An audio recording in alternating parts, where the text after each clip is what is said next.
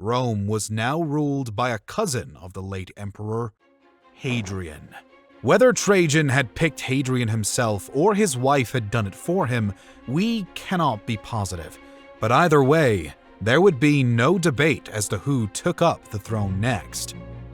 Growing up under the guardianship of Trajan after the death of his parents in 86 AD, Hadrian had long been groomed for political work within the empire.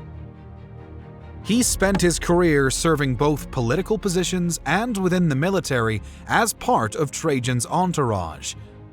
It appeared during Trajan's life that Hadrian was the most likely heir to Rome, yet the certificate of adoption for Hadrian as Trajan's son and heir was signed by Empress Plotina, not Trajan, and it was signed after Trajan was already deceased, while Hadrian was off in Syria entirely unaware.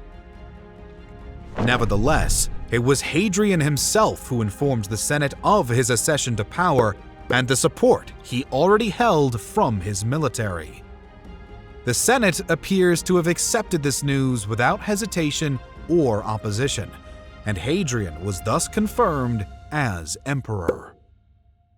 The Senate may have quickly regretted this decision, though, as despite Hadrian's early promises to respect senatorial rights, 4 of its members were tried in absentia and executed after Antoninus, Hadrian's praetorian prefect, accused the men of conspiring against the new emperor.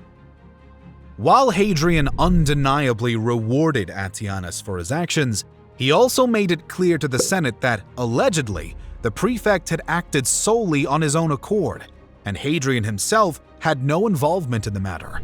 Nevertheless, suspicions surrounding the matter would follow Hadrian like an unrelenting shadow for the rest of his reign. This wouldn't stop Hadrian from being included in the list of Rome's 5 good emperors, however. In fact, it's even believable that he may not have been aware of everything that was going on in Rome, because he spent much of his early years as emperor outside of the capital and touring the frontiers to deal with rebellions and diplomatic road bumps. Hadrian would be in Rome from 125 to 128 AD, yet he again left after that time, this time to tour the east. Hadrian was known to be an explorer as much as he was a military man, and even in times of peace, he was spending many months outside of Rome for the innocent sake of tourism.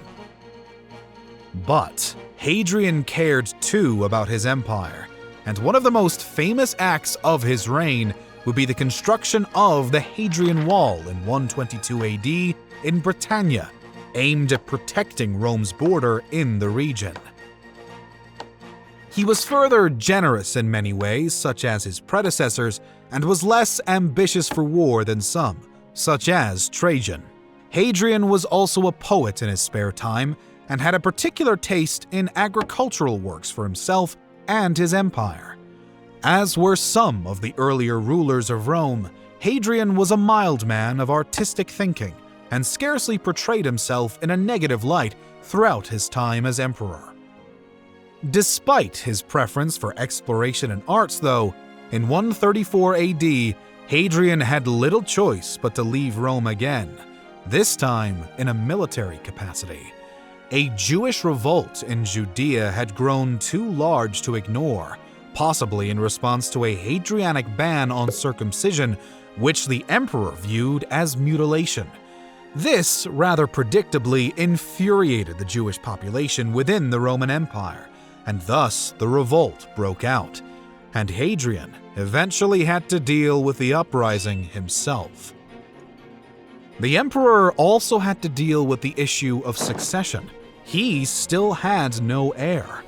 Just as his predecessors had been forced to do so, Hadrian would either need to adopt an heir or allow the Praetorian Guard and Senate to work it out for themselves after he died. Much to the well-being of the empire, he chose to pick an heir whilst still alive. Hadrian would first adopt a 36-year-old, Lucius Chaunius Commodus, but this first choice would die only a few years later, forcing the emperor to adopt another heir.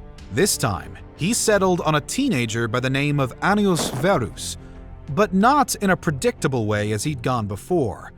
He now adopted a senator known as Antoninus and required him to adopt Verus and the child son of the late Lucius Chaunius. The idea was that Antoninus would last only a short while, and Verus would be made emperor when he was more mature and experienced.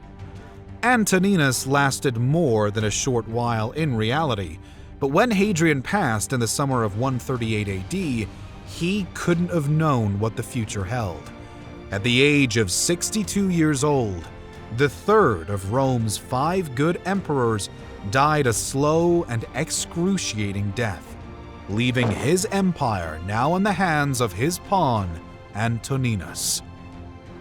Born Titus Aurelius Flavus Bionus Arrius Antoninus on September 19, 86 AD, he became known as Antoninus Pius, and his reign was one of positivity and fairness. Aside from the general reputation, however, little was documented, or at least survived the damage of time, about Emperor Antoninus and his reign. Unlike Hadrian and Trajan, however, we know that Antoninus was fond of remaining in Rome and leaving military endeavors in the hands of his generals. Contrarily, he followed a lot of Hadrian's established policies. Nevertheless, he did free some of the men his predecessors had prosecuted and thrown into prison. He would additionally look to build a wall much like Hadrian, but he didn't continue Hadrian's. He began construction of his own. He also built temples, including one for his adopted father. But aside from these physical monuments of proof, we lack much more to tell the story of Antoninus' time as Emperor of Rome. And in 161 AD, his reign came to an end.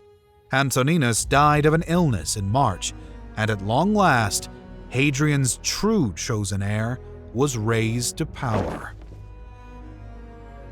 Known at this point as Marcus Aurelius, the new emperor was by now an experienced politician within the empire. And yet, for some curious reason, Marcus Aurelius insisted upon his adopted brother Caesar Lucius being made his co-ruler. Why he made this choice is unknown, but unlike most alliances in Rome, this one worked, and the brothers ruled quite well together. Still, their reign wasn't one of simplicity, and war came early on. Parthia once more was looking to take Armenia under its own influence, forcing Rome to throw together a hasty response. Parthia had yet again placed one of their own on the throne next door, ousting King Sohaemus in favor of another, Pacorus, the son of the Parthian king. It was now up to Emperor Aurelius to decide how Rome would react to this unanticipated slight. Or at least, it was supposed to be. In the Roman Empire, however, things scarcely went as they should, and this case was no exception.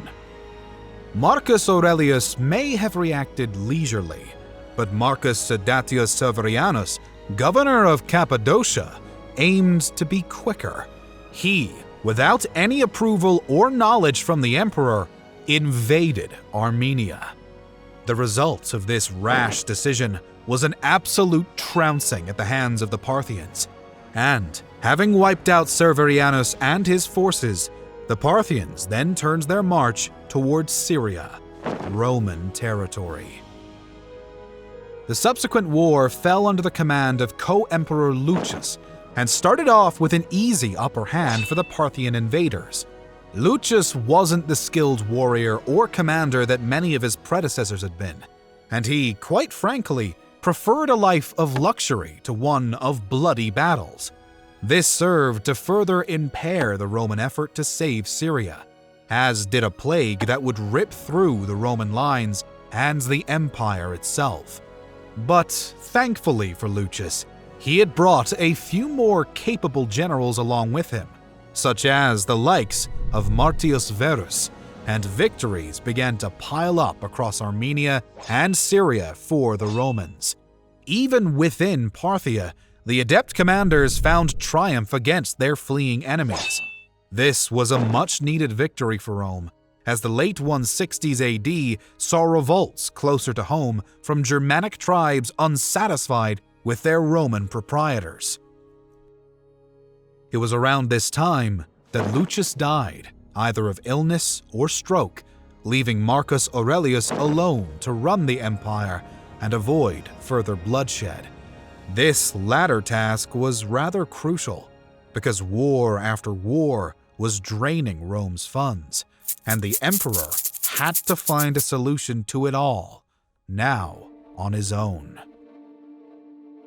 The rebellion of the Germanic tribes would never be fully resolved in Marcus Aurelius's reign, but many were at least temporarily quelled before his death. So was an unexpected revolt in Syria by the Roman general turned prefect Avidius Cassius, who had previously served quite successfully in the earlier war against the Parthians. He had, it seems, suffered a change of heart and loyalty by now, and in response to a rumor that the emperor had died, attempted to rise up and take the throne of the empire. His own soldiers murdered him before the very much alive Marcus Aurelius could arrive and deal with the traitor. A sad end for Cassius, given that Aurelius had already been willing to hand over his crown if the Senate and people of Rome had chosen his challenger, if his own words are to be believed.